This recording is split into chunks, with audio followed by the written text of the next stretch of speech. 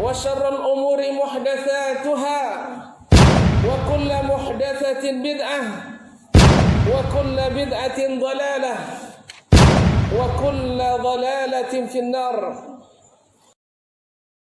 Kalau ada yang mengatakan bahwa alumni Madinah mengajarkan ajaran yang berbeda dengan ajaran Islam, di dunia sekarang kan zaman data, zaman fakta dengan ilmu.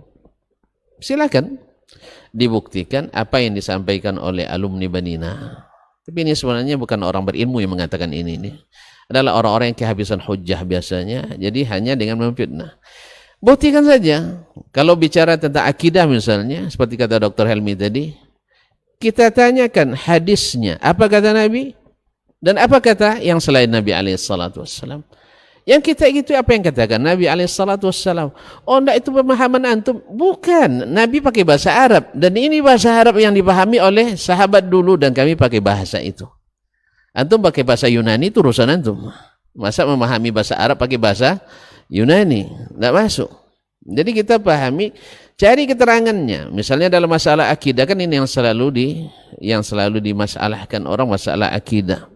Tentang masalah Allah begini dan begitu, sifatnya dalam Al-Quran, ini ayatnya, hadis, ini sunnahnya. Terus antum pakai apa memahaminya? Pakai ulama? Memang Nabi tidak ulama?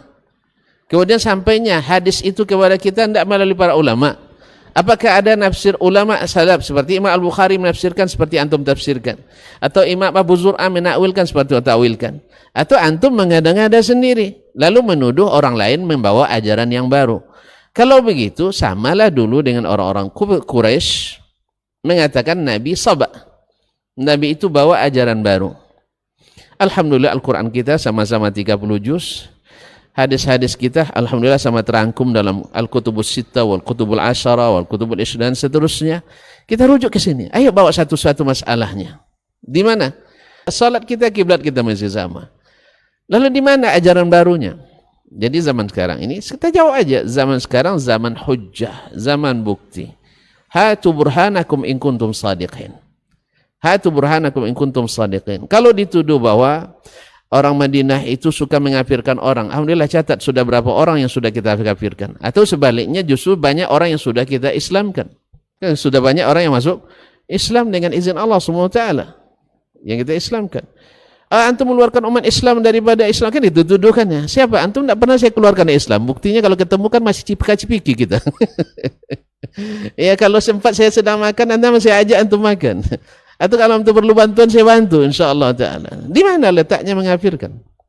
Makanya yang dituduh Syekh Muhammad Al-Wahhab suka mengkafirkan orang, dia bilang, amma ma yunqalu anna bi annana nukaffiru ammatal muslimin fa hadha min buhtanil a'da'i alaina liyasrifun nas wa liyasuddun nas an da'watil haqq. Ini adalah fitnah yang dihembuskan oleh musuh-musuh dakwah untuk memalingkan orang dari kitabullah dan dakwah yang sahih ini. Ini semuanya seperti kata saya adalah fitnah, dan buktikan. Qul hatu burhanakum in kuntum shadiqin.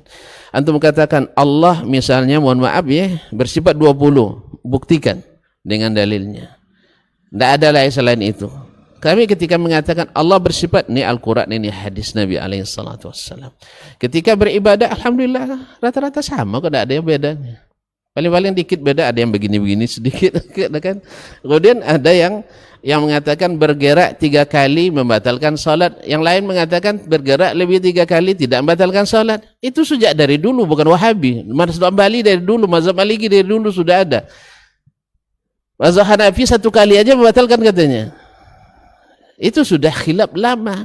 Makanya belajar yang benar dan juga sangat memfitnah. Yang suka fitnah. Alhamdulillah, perlu saya tegaskan, barangkali Ustaz juga tahu bahwasanya selama di Madinah tak ada mata pelajaran Wahabi. Alhamdulillah tak ada mata pelajaran Wahabi, dan tidak ada mata pelajaran mengkafirkan orang Islam yang tak sepaham dengan kita, dan tidak ada mata pelajaran bahwa setiap orang yang berdosa besar mesti kafir, dan tidak ada mata pelajaran orang kafir mesti dibunuh semuanya. Tidak ada pelajaran itu di Madinah. Yang ada adalah wa ma arsalnaka illa rahmatan lil alamin. Ruh inilah yang ditonjolkan. Dan seperti yang disinggung oleh Dr. Helmi tadi dan Dr. Hidayat, Yang penting dari ilmu itu bukan berdebat, tapi adalah berbuat. Yang penting daripada ilmu itu bukan ucapan, tapi adalah perbuatan. Itu apa berdebat panjang, tapi antum tak terlihat. Bicara tentang masalah syariat, pendidikan syariat, antum masih ikhtilat dalam acara-acara resmi di masjid pun masih ikhtilat antum. Kalau di sana alhamdulillah kami diajar bahwa masjid itu harus bersih dari pelanggaran-pelanggaran syar'i. Tidak ada ikhtilat, sedapat mungkin dihilangkan.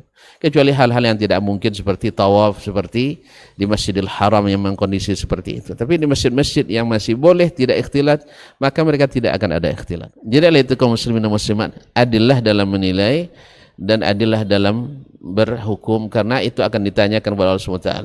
Jadi jangan katakan orang itu keras, ternyata antum lebih keras mengatakannya.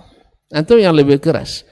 Antum yang lebih keras, hati-hati dengan orang yang tamat Madinah. Alhamdulillah kita tidak pernah mengatakan hati-hati dengan tamat Maroko, hati-hati yang tamat Mesir, hati-hati yang tamat Kanada. Tidak ada yang kita katakan. Yang kita katakan adalah hati-hati dalam menuntut ilmu. Itu betul.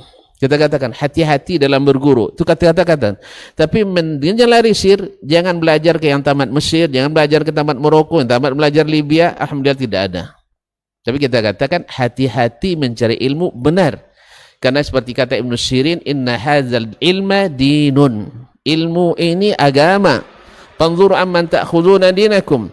Lihat dari siapa yang kau ambil ilmumu. Ibunda Sufyan Ats-Tsauri ketika melepas anaknya belajar, nak 3 hari.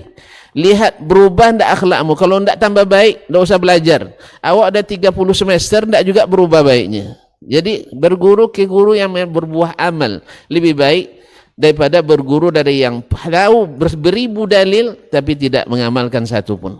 Tentu kita akan cenderung kepada yang lebih mengamalkan ilmunya walaupun kecil.